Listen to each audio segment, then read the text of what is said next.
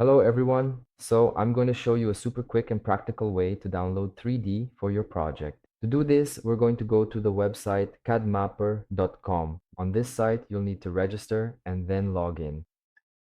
Once that's done, you'll access a dashboard with some information. The first thing is which format you want to download this environment in, like SketchUp or Archicad. I want SketchUp, so I'll just check it here. Second thing, type in the desired address. So, for example, Avenida Paulista, number 1000. Wait for the result to appear and then just click so it points to the position. Keep in mind that the larger your surroundings are, the more you'll be charged, right? So this site also has a way to charge. That's why it's important to always keep it small, right?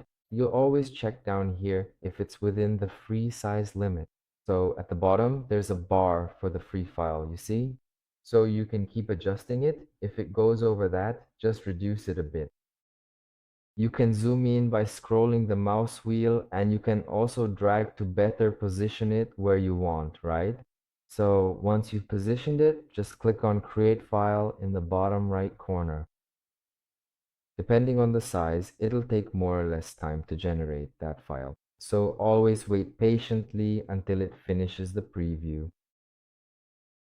There, it's practically finished now. The interesting thing is to see how complete this environment is. Remember, it's just volumetric, but it helps a lot with things like sun studies. Once that's done, click download and it'll already be in your downloads folder. Remember, it comes in a compressed format and you'll need to unzip it. You can watch our video on how to use WinRAR for that. But we already have our file right here to use, so I can just right click on it, go to WinRAR, and then select Extract to. Double click, access the file, and you'll have your environment ready. And look how cool, we have all the volumetry of the Avenida Paulista area here. I hope you enjoyed it, and if you have any questions, leave them in the comments. Thank you very much. And I'll see you in the next videos.